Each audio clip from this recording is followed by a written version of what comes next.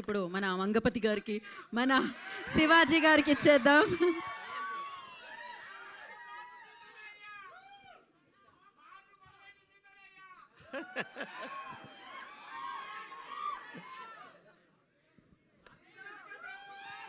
అందరికీ నమస్కారం అండి.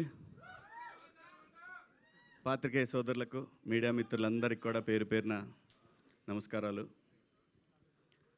ఈ సినిమా ఎలా ఉంటుందంటే, మనం కేఎఫ్సి సెంటర్కి వెళ్ళి మంచి చికెన్ బకెట్ తీసుకొని వెళ్ళి కూర్చుంటే ఎట్లా ఉంటుందో వేడి వేడిగా తింటా ఆ మజాని ఎంజాయ్ చేస్తా, అలా ఉంటుంది ఈ కేఎఫ్సి నుంచి వచ్చే సినిమా. ఇదైతే పక్క. అక్కడ చూడండి, ఆయన అసలు పెట్టారు కోనా ఫిలిం కార్పొరేషన్ కేఎఫ్సి. ఏ మాత్రం ఆ బ్రాండ్కి తగ్గదు. ఇది చాలా మంచి లవ్ స్టోరీ అండి. ఇది నాకు కథ తెలుసు. మనల్ని ఒక పాత్రకి అడిగారు, ఏ పాత్ర అయి ఉండొచ్చు, రొటీన్గా ఉంటుందని నేను మా వాడితో అన్నా, వద్దురా ఇది దీంట్లో కాదులే, మనం వేరే దాంట్లో చేద్దాం. పైగా మా శ్రీదేవి తను ఎంత గొప్ప ఆర్టిస్ట్ అంటే, మీరు అమ్మాయి రీల్స్ ఏమైనా చూసారా? ఓరి బాబో ఏం ఎక్స్ప్రెషన్స్. నాకు కోర్టు సినిమా చేసేంత వరకు ఎవరి పిల్ల ఏదో ఓకే ఎర్రగా బుర్రగా ఉంది, బాగుంది, తీసుకున్నారు హీరోయిన్ అనుకున్నా. ఆ సినిమా అయిపోయినాక 6 నెలలకి తనకు ఒక రీల్ పెట్టానమాట శ్రీదేవికి. ఏటమ్మా ఇదే అని అన్నా. అస్సలు బాబోయ్, ఇందాక అదే చెప్తున్నాను. అందుకు ఎంత మంచి ఆర్టిస్ట్ అంటే చాలా చాలా మైన్యూట్గా ఉంటాయి తన రీల్స్లో ఇచ్చే ఎక్స్ప్రెషన్స్. చాలా గొప్ప ఆర్టిస్ట్ అవుతుంది, చాలా దూరం వెళ్తుంది. అలాగే రోహన్ ఏదోట్లే అబ్బా, నా ఇష్టం వచ్చిందంట మంగపతి ఇక్కడ. నాకు అది కన్ఫ్యూజు. మాకేమో 90sలో రోహన్ గాడు ఉన్నాడు, ఈడ రోషన్ గాడు. ఎక్కడ తెచ్చేది నేను? సరే, వీళ్ళిద్దరూ very close to my heart.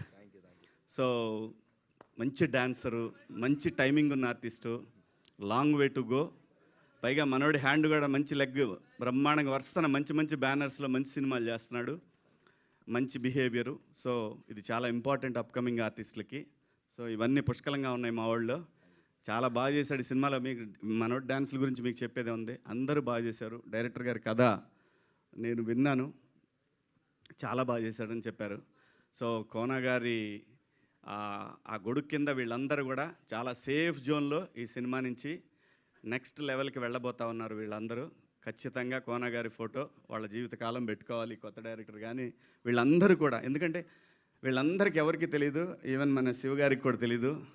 Kona గారు ప్రొడ్యూసర్గా చేసిన సినిమాకి ఆ సినిమాకి చేసిన ట్రైలర్కి నేను అసిస్టెంట్ అనమాట అక్కడ ఆ స్టూడియోలో, ఎడిటింగ్ డిపార్ట్మెంట్లో, రాజ్భవన్ రోడ్లో. తోకలేని పెట్ట ఇది ఆయన ప్రొడ్యూసరు. నేను అప్పుడు ఎడిటర్గా పనిచేస్తున్నాను.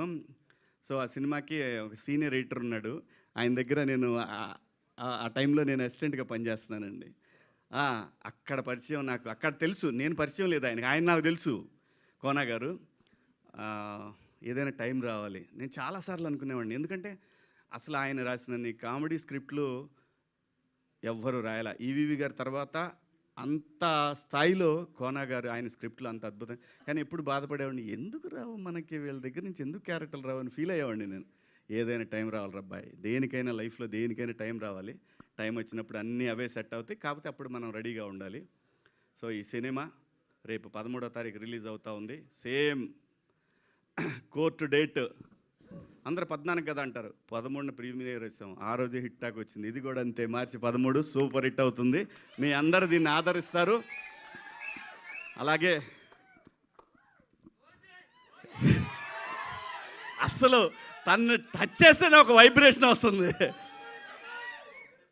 తమన్ గారు నాకు చాలా చాలా చాలా చాలా సంవత్సరాల క్రితం తను కష్టపడే రోజుల దగ్గర నుంచి నాకు తెలుసు. నందమూరి తమన్ కావచ్చు, కొణిదెల తమన్ కావచ్చు, తెలుగోళ్ళ తమన్, అది చాలా బాగుంది కదా. జై తమన్.